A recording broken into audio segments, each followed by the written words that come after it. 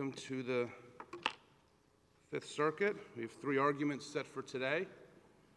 We'll call the first case Sadio versus Garland. Mr. Higgins.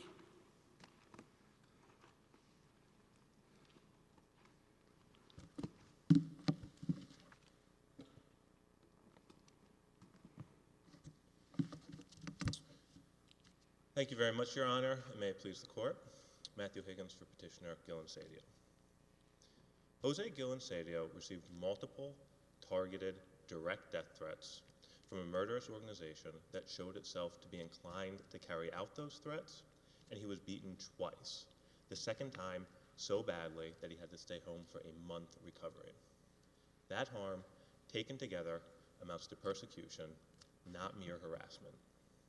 The BIA's contrary conclusion is an outlier. The Board committed 3 legal errors on the way to coming to its conclusion that Guillen Cedio did not suffer persecution. What ties these errors together is that they are errors of law, not subject to substantial evidence review, that they violate Fifth Circuit precedent, and that the government hardly musters a response. The Board's first legal error was its failure to analyze the harm that Guillen Cedio suffered as a result of the physical assaults and as he suffered as a result of the beatings cumulatively. And again, What do you do with the language even in the aggregate in the BIA opinion? So, Your Honor, that is a conclusory statement that simply recites the legal standard. That is not the Board actually applying the legal standard, as this Court said is required in Morales and Alvarado de Gonzalez. What matters is that the Board actually applied the correct legal standard, and when you look at the Board's decision, it has all the hallmarks of a decision that failed to do so.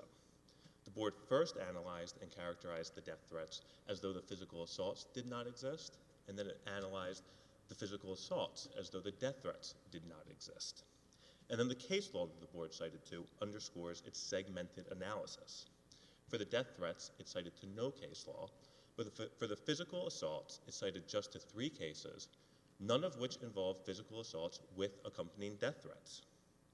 That shows that the Board analyzed the physical assaults on their own terms and failed to take the next step to analyze whether the physical assaults and the death threats combined to form a more sustained and more extreme harm. Even though Guillen Cedio pointed the Board to cases like Ozzie and Izzie, where the petitioner received handwritten threats and suffered physical beatings, the Board cited to no such cases where the petitioner suffered the type of cumulative harm that Guillen Cedio suffered here. Finally, the Board ignored the well-accepted principle that death threats become less isolated, become less similar to mere harassment when accompanied with physical assaults. That's what this Court said in Muhammad, and that's what circuit courts around the country have ruled. This case seems a little different because the threats, so I understand if people are making threats and then those same people actually take action, that is, they act on the threats, it's obviously much more serious. Here, the people making the threats were different than the police who engaged in the 2 beatings. Do you have case law talking about that, or how do we deal with that? Yes, absolutely, Your Honor. The standard for whether or not persecution rises to the level, or excuse me, whether harm rises to the level of persecution is whether it is extreme and sustained. And harm can be sustained even if it comes from a number of different sources. Case law, to Your Honor's question, Venturini, which we cite on page 4 of our reply brief and throughout our opening brief, there were 3 types of harm from 3 separate actors. The petitioner was fired by his employer, he was beaten by the National Guard, and he was threatened by a private political organization. And this Court said it would still be improper to analyze that harm individually. To answer Your Honor's question about case law from around the country as well, the Second Circuit in Pac v. Gonzalez looked at assaults from a private organization and looked at detention from the police and said because the petitioner was detained by the police, there was an enablement about the physical assaults, and the physical assaults became more harmful and more sustained. We have held repeatedly that repeated beatings, even severe ones, don't necessarily constitute persecution. That's correct, Your Honor. That goes more to our alternative argument regarding substantial evidence. Right now, the main legal arguments that petitioner is asserting are the legal errors the Board applied the incorrect legal tests it applied before coming to the conclusion that Guillen Cedio was not persecuted. And of course the beatings here were 5 minutes and 8 minutes long. They resulted in a month-long recovery. But when conducting the substantial evidence review, those beatings need to be viewed in light of the death threats that also occurred. And also to answer your question, Judge Costa, regarding the beatings, there was a close connection between the beatings here and the death threats that Guillen Cedio suffered. Page 47 of the record, the IJ specifically accepts as credible Guillen Cedio's testimony that he could not go to the police because they work with the gang. That shows that the gang was enabling the death threats and that Guillen Cedio experienced those death threats as more harmful and more credible because of the gang's involvement. And of course here as well, the first beating only occurred after Guillen Cedio showed the police the death threat from the gang. Higgins, quick threshold question. I had trouble finding your motion for reconsideration to the BIA in the record. Did I overlook it? Is it there or is it not there?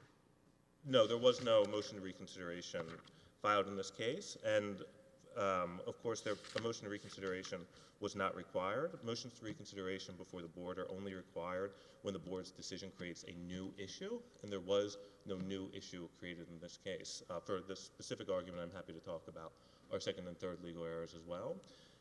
But for this first argument, record page 24 specifically raises the argument that the IJ failed to analyze the harm cumulatively, which it clearly did. It analyzed the death threats completely on their own and without reference to the physical assaults, saying they were mere harassment, and then analyzed the physical assaults, again, completely on their own without reference to any of the death threats. This is an independent legal error and is reason enough to vacate the board's decision. If there are no further questions, I'll turn to the board's second independent legal error. The board discounted the persecutory nature of the death threats because they lack corroboration, even though the letters were not reasonably available, and the board failed to make express findings to that effect. That is a legal error that requires vacatur, even if this court accepts the board's segmented analysis. On this legal error, the government is literally silent. The government's brief does not even acknowledge this argument, and the 5 pages of our opening brief devoted to it. This error, again, provides an independent reason to vacate the board's decision. If there are no questions on that, I'll turn to the board's third legal error. Again, even accepting the board's siloed analysis, its treatment of the physical assaults represents a third independent legal error. The board applied the incorrect legal standard by requiring that beatings result in lasting impairment in order for those beatings to constitute persecution. That misreads Fifth Circuit precedent. Persecution requires a totality of the circumstances analysis, not bright-line rules. That was the explanation that the board gave, and that's the explanation on review before this court. Again, the court should vacate the board's decision for that third independent legal error. The BIA said the injuries were mild. You may disagree with that assessment, but I mean, that's certainly a factor, the severity of the injury that you have to consider. Where do you see this bright line rule that you think is a problem? So the only legal statements the board provided was a string cite stating that persecution requires extreme conduct. That string cite was followed by a sentence where the board states, respondent has not shown to have incurred any impairment as a result of the beatings he sustained. In doing so, the board equated extreme beatings necessary to show persecution with beatings that create physical impairment. And to Your Honor's question, the board did state that the beatings were mild, but it was doing so simply when reciting the background facts of the beatings. It stated the beatings were mild, and it stated other facts that go against a finding of persecution, but it also stated some facts that favor a finding of persecution. Right, but so where does it say you have to have a lasting impairment to support a finding of persecution? It says it by equating the legal standard, this board's case law, saying that that harm must be extreme. Following that, those cases those cases followed a statement saying that respondent failed to show an impairment as a result of the beatings. That was the legal standard that the board applied. That was the legal standard that the board applied the facts to.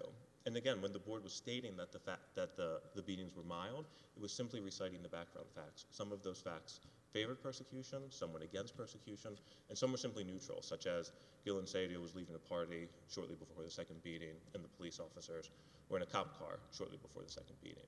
Those were just the background facts, and when the board applied those background facts to the law, it required the physical impairment to result from the beatings. That is the incorrect legal standard, and that is the legal standard that is currently before this court on review. If I may, I'll turn to the remedies for this legal error. So to remedy these legal errors, the court has two options. At a minimum, it should vacate the board's decision and remand for the board to apply the facts of this case under the correct legal standards. The court, however, is empowered to apply the fixed facts of this case under the correct legal standards and to rule that Guillen Cedio suffered past persecution. That's exactly what the Third Circuit did in Herrera-Reyes, which we quote extensively in our reply brief. And this is what the Fourth Circuit did in Tyro and what the 11th Circuit did in Edison. The harm in this case is extreme and sustained enough that the court should exercise that power here. Again, harm amounts to persecution if it is extreme and sustained, and the death threats and physical beatings that Guillen Cedio sustained easily meet those requirements. The board's decision is a departure. Under this court's precedents, Guillen Cedio's death threats alone constitute persecution. This court held in Tamara Gomez and then reaffirmed in Maknajova and Garti Magar that the key consideration in whether death threats rise to the level of persecution is whether the gang issuing those threats shows itself to be inclined to carry them out. And here, Gang 18 arrived to Guillen Cedio's home at exactly the time they said they would arrive to kill him, showing strong evidence that they had the will and the ability to carry out their threats. Let me ask a question. Is the evidence show here that Gang 18 permeates the whole country? Yes, absolutely. There's testimony from Guillen Cedio that Gang 18 controls both the city and the country at large. That testimony. Because it's a big country. I mean. Yes, absolutely. And then also the government filed its Honduras country report, which was before the IJ, which says Gang 18 has pockets of power throughout the entire country. That was. So moving to some other place isn't going to relieve the problem, is the message, your message?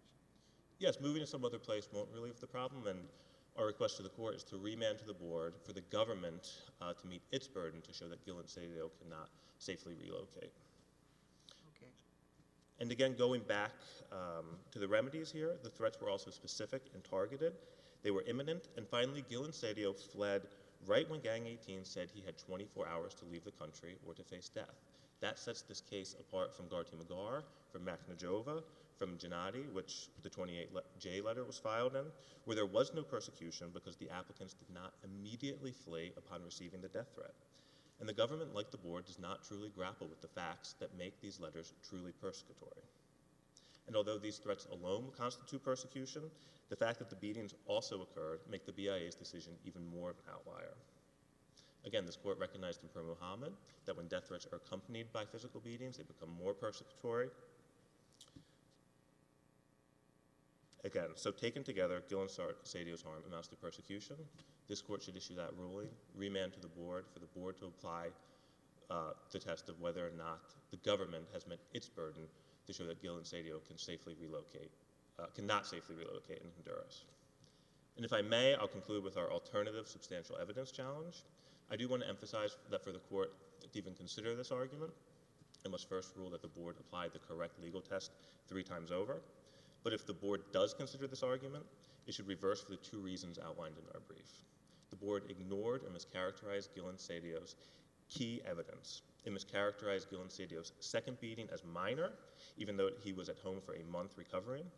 Again, it also ignored the facts that made the death threats truly persecutory, that they were imminent, that they were express, that Guillen Cedio was targeted, that Gang 18 showed itself to be inclined to carry out the threats, and that Guillen Cedio immediately fled. Second and separately, the record here compels only one reasonable conclusion. In Tamara Gomez, the court held that persistent death threats from a criminal organization inclined to carry out those threats constitutes persecution and reversed the BIA's contrary ruling even under the substantial evidence framework. And again, Gang 18 showed a willingness and an ability to carry out their threat by arriving at Guillen Cedio's house at the exact time they said they would kill him. Here, the harm is even worse than Tamara Gomez because he was physically harmed, so much so that he stayed home for a month recovering. There was no physical harm in Tamara Gomez. So the ultimate question, if aside from your legal arguments, the ultimate question of whether this rose to the level of persecution is an issue of substantial evidence? So this court is empowered to remand back to the board, applying the correct legal standards in the first instance, as Third Circuit did in Herrera-Reyes, as the Fourth Circuit and 11th Circuit did in the cases we cite. But correct, whether or not harm is severe and whether or not harm is sustained as a general matter are questions of fact subject to substantial evidence review. But again, the harm here is sustained and extreme enough that the court itself can issue the remedy that Guillen Cedio suffered past persecution. Those are remedies for legal errors. If there are no further questions, I'll reserve the rest of my time. All right, thank you, Mr. Higgins. You have 4 minutes for rebuttal. And we'll now hear Mr. Pennington for the Attorney General. Thank you, Judge Costa, and good morning. Greg Pennington for the Attorney General. I'm going to start by addressing the 3 legal arguments, but I'm going to do them in reverse order to kind of piggyback off Judge Willett's question about the motion to reconsider. So the last legal argument he makes is that the board created this bright line rule where all persecution, successful persecution claims must have lasting impairment. So that was not exhausted with the board in a motion to reconsider, as this court held in Avalar-Oliva, where a new legal issue comes directly from the board's decision. A party must first file a motion to reconsider to exhaust under 8 U.S.C. 1252 D1. I do understand that exhaustion was not raised in the government's brief, but given that 1252 D1 is jurisdictional, it can be raised at any time, and the court should consider exhaustion on this bright line rule. But exhaustion aside, as you noted, Judge Costa, there's no indication from the board's decision that it's creating this bright line rule. As it does in every persecution case, as this court does in every persecution case, it looks at a variety of factors to determine whether persecution meets this, amorphous concept of what is this extreme conduct required under the Act. So in determining what extreme conduct is, it looks at the number of incidents, the severity of the incidents, whether the applicant was injured, whether they suffered any severe lasting harm. So these are things the board has always considered. And there's no indication from the board's decision that it created a rule that, yes, you must show some severe permanent injury from a beating to meet the persecution standard. So under exhaustion or under de novo review, there's just no way to get over this argument the board created some new legal standard. So that goes to the second legal argument, that the board required the death threats as corroboration. There's just no evidence that the board did this, and there's certainly no evidence that the immigration judge did this. And before I get to kind of like a chronological step-by-step of that, I would again say that this was not exhausted with the board. So if you look at petitioner's appellate brief to the board at pages 16 through 28 of the record, not once is corroboration challenged. And there isn't even really any mention of corroboration in that. There's one sentence where they said that the immigration judge found that there was no corroboration, but there was no challenge to any corroboration findings. So I would again say, not exhausted, no jurisdiction. But it is strange. I mean, the BIA opinion first says he's credited. The immigration judge credited him, and we accept that. So then why note the respondent did not provide any corroborative evidence showing the actual letters? I do agree it's a little strange, but if I could walk you through what happened before the agency. Is it saying the weight, we're going to credit him, but the weight's reduced? Then you're not, I mean, you either credit him or you don't, in my view. Right. Well, the only way I really read that part of the board's opinion is that as it's discussing these death threats, and usually when death threats rise to the level of persecution, there's some sort of immediacy, like someone is going to act on these threats and follow through. So the board says, Mr. Sadio says that the gang seized his house on the day he left. And then it says, however, there's no corroboration that this actually happened. So I think that the board statement is limited to whether he corroborated that the gang actually came to the house, which might make a difference in the persecution analysis. So was the gang actually going to follow through? Because these threats were coming over a 1-year period, and he never even saw the gang, according to him. So I think that's what the board was getting at. But if I could step back to what happened before the immigration judge first tells him several times, please get some evidence, anything to corroborate your claims. And then in the immigration judge's decision, under the credibility section, he says, I will first note that there was no corroboration provided, and then the immigration judge found him generally credible. So the immigration judge did not hold, there was no corroboration, therefore you did not meet your burden of proof. There was no specific holding that there was not corroboration. And then when you look at the immigration judge's discussion on past persecution, he doesn't mention corroboration one time. And then after the immigration judge issues the oral decision, Mr. Sadio says, was it because I didn't get evidence? And the immigration judge replies, no, the real problem with your case is that what you've described to me does not rise to the level of persecution, the extreme conduct required under the Immigration and Nationality Act. So I feel like as we get to the board, and then I would again say that there was no challenge to corroboration in the appellate brief to the board says this one statement that he did not corroborate that the gang actually followed through and took their house. And then the family moved 10 minutes away and were not harmed when the gang seized the house and have received no threats or any further action. So I think what the board was saying is there's just no indication that the gang is targeting bisexuals like Mr. Sadio in Honduras, and certainly not following through. The only piece of country condition evidence submitted was the 2018 State Department report on human rights in Honduras, which the IJ put into the record. And there's really just one paragraph about treatment of the LGBT community in Honduras, which says that there was one incident where national police were accused of raping a man in the capital, and that they faced discrimination in Honduras, and that human rights groups were working with special victims units of the prosecutor's office to try to bring awareness. But so I think what the board was saying is there was just no corroboration that the gang, and maybe there is like these, gangs targeting homosexuals or bisexuals in Honduras, but there's just no evidence in this record. So again, whether through exhaustion or de novo review of this legal question, the court should either dismiss or deny that portion. So that brings me to the last legal argument. I'm a little confused by your last answer, though, because I don't think either the immigration judge or the BIA judge ever said, this wasn't because of a protected social group he was in. It just said it didn't rise to this level of severity, right? I mean, I thought it's been accepted the whole case that this was because of his sexual orientation. That certainly is indicated in the record. The agency didn't make any specific findings about that, but it certainly can be implied. Well, it says they described him as anti-gay letters.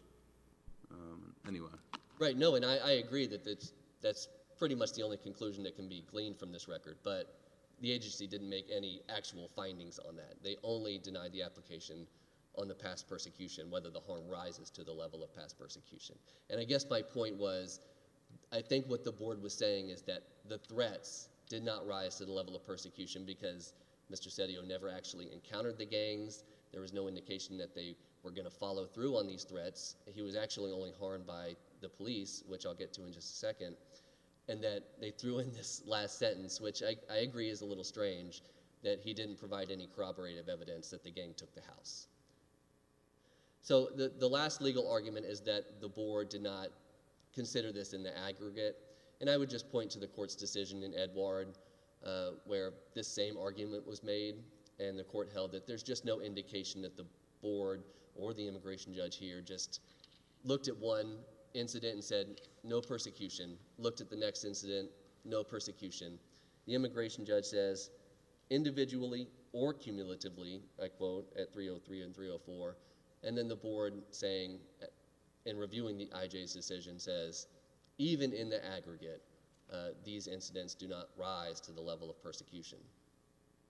So with all those legal arguments aside, we get to what this case is really about, and that's whether a reasonable immigration judge could find that these incidents do not rise to the level of persecution. So we have these two incidents with the police officers, and I don't want to sound cruel. I mean, this is horrible what Mr. Cedio went through, as in all asylum cases that come before the court. We look at these horrible facts. Nobody should have to endure these things in their home country. But he had two incidents with the police, roughly a week apart, January 5th, 2018, January 15th, 2018, where these officers beat him. His own testimony was that the first incident, he had mild injuries, did not see a doctor. The second incident, he said he had cuts and scrapes, or just scrapes, on his arms and legs. He did not need medical care. He says he stayed home for a month, but the record's not clear that he needed the month to recover from severe injuries, as petitioner seems to kind of say that these injuries were severe. The record just doesn't really support that, and a reasonable judge can certainly find that it wasn't severe based on this record.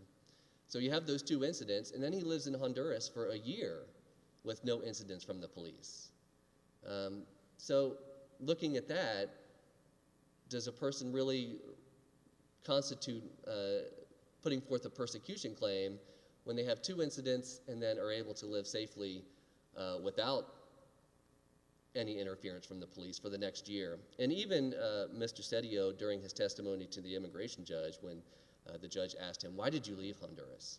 And this is at page 283 of the record. He says, "I'm afraid of the gangs." So he didn't say that he was afraid of the police. He was afraid of the gangs. So that brings us to what the gangs did. They never confronted him. They gave him these threatening notes. Even his own mother must not have thought that they were that serious, because she burned some rather than say, "Son, you need to get out of Honduras." So he received these over the course of a year, and the gang never followed through. They never did anything to him. His family was never harmed. And even in the end, after he left Honduras, the gang, if you accept this as corroborated and true, took his house, but his family only moved 10 minutes away, and they haven't been harmed or threatened since he left Honduras. So I would say, based on the totality of the circumstances here, all of the facts, including the duration, the severity, a reasonable judge could say, nope, this doesn't meet the extreme conduct required under the Act to be persecution. And this court's case law certainly supports that decision. Nothing would compel an opposite conclusion here. So we would ask the court to dismiss the unexhausted arguments and otherwise deny the petition for review. If there's no further questions, Well, as you well know, we get a lot of these cases. This one with 3 death threats and 2 beatings does seem a lot more severe than most. What do you think, on just the substantial evidence question, what do you think the most comparable cases are that support the decision below? The case I submitted in the 28J, Jitani, certainly seems comparable, and I think that Judge Ho in that decision went through a pretty exhaustive list of the cases from this circuit and other circuits where multiple beatings combined with threats do not rise to the level of persecution. At least a reasonable judge could find that it doesn't rise to the level of persecution. And I would briefly, since I do have a little time, would just kind of contrast Tamara, which is the only case in this court where there was persecution. And that was just an active campaign by Colombian revolutionaries, the FARC, against Mr. Tamara, who was working with the police. And although Mr. Tamara was never harmed, the FARC was pursuing him because of his participation in a raid to get a body out of FARC territory, a police officer's body. And almost everybody on that team was being murdered by the FARC. So there was certainly some immediacy where FARC was carrying out this systematic, killing of everybody involved in that team. There was a bike bomb in his neighborhood that he thought was targeted at him. There was just more immediacy to those threats and the harm. And taking that, I would say that this would fall in the line of all the other cases cited in Jitani, including that unpublished case in Singh, which seemed pretty similar. There was 2 beatings, multiple death threats, to say that a reasonable immigration judge could find that this does not rise to the level of persecution. And the record certainly does not compel a different immigration judge to find otherwise. If there's no All right, further counsel, I questions. think we have your argument. Thank you. Mr. Higgins, you'll have 4 minutes to respond.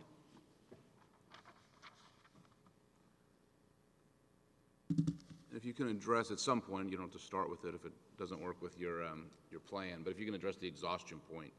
Yes, Your Honor. I can start with the exhaustion point, and I'll start with legal error 2, because that was what the government focused on. Oh, excuse me.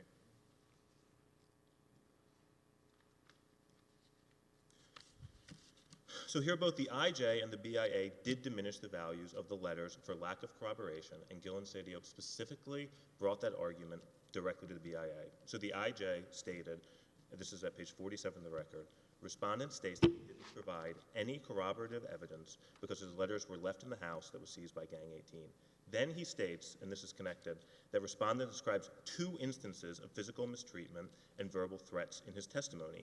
In doing so, the IJ highlighted the physical beatings at the expense of the threatening letters for lack of corroboration, and this is something we would have raised had the government addressed the failure to exhaust argument. Guillen Cedio then challenged that ruling directly to the BIA. He asserted that the IJ erred by considering, quote, only 2 incidents of physical treatment and verbal threats. That's at page 24 of the record. Further, at page 20 of the record, Guillen Cedio noted that he could not corroborate his death threats because they were in a house that Gang 18 took control of. In other words, that they were not reasonably available. Then at page 22 of the record, Guillen Cedio said, the IJ erred by not considering all the threats, intimidation, abuse, and violence presented in the record. The issue of whether the death threat should carry full weight and merit full consideration was determined by the IJ when the IJ only considered 2 of those instances fully, and then was challenged to the BIA, and the BIA accepted the IJ's reasoning and analysis in full, as Your Honor noted. Second, I'd like to note, in response to the government's argument, that the BIA did discount the persecutory impact of the letters, and we know that from the 3 facts that the board looked to when describing whether or not the letters amounted to persecution. The board looked to just 3 facts: that Guillen Cedio never had any face-to-face contact with the gang, that there were no more than 3 letters, and that the letters were not corroborated with physical copies. But the BIA never considered the facts that make the letters truly persecutory: that they were imminent, that they were expressed, that they were targeted, that they were from a gang that showed itself to be inclined to carry out those threats, and that Guillen Cedio immediately fled. There is a direct link between the board statement that the gang there's a direct link between the board statement that the letters were not corroborated and its decision to not account for the facts that made the gang's letters truly persecutory. Another point I'd like to respond to is the government stated that the board stated itself that it applied the aggregate test. That is an argument that other courts of appeals have rejected. Simply stating the word aggregate or stating the word cumulative is not enough to apply the cumulative test. That's the Herrera-Reyes decision. That's the Manzer decision, which we cited page 7, in our reply brief. I think that's what the government's argument really boils down to. What about exhaustion? You addressed it on the corroboration point. What about on your argument that the BIA, not the IJ, but the BIA imposed a lasting impairment requirement? And I think he said, well, that should have been done in reconsideration. Since it wasn't, there's an exhaustion problem. Not all, Your Honor. So pages 23, 24 of the record, Guillen Cedio argued to the BIA that the beatings were vicious and severe and extreme enough under this court's legal tests to amount to persecution. And he did make a legal challenge. He said, again at page 23, the IJ erred as a matter of law and fact by mischaracterizing prolonged police beatings as minor. And it erred as a matter of law, again, by imposing this bright-line rule. And if I may just respond very quickly to the Gentani case. I know I'm out of time.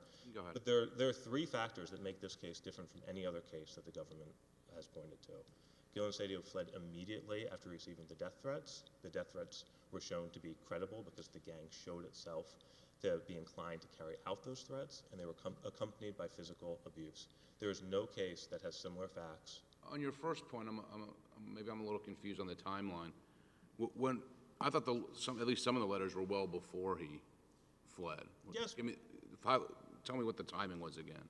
So there were 2 letters in January of 2018. Around when he was beaten. Exactly, and then 2 letters in February of 2019. But again, this harm needs to be taken as a whole. As the government said, there were no other physical beatings after the first 2 beatings occurred, but that just repeats the board's flawed analysis of analyzing the physical threats separate from the physical assaults separate from the death threats. All 5 instances need to be taken together, considered together, and at the end of the 5th instance, when Guillen Cedio said he had 24 hours to leave or face death, he left immediately, and that distinguishes this case from Gentani, it distinguishes this case from Garty-Magar, from Maknajova, from other cases we cited in our briefs where the court found there was substantial evidence because the petitioner fled immediately. All right, thank you, Mr. Higgins. Thank you, Your Honor. Helpful arguments from both sides. Case will be submitted. And we'll call the next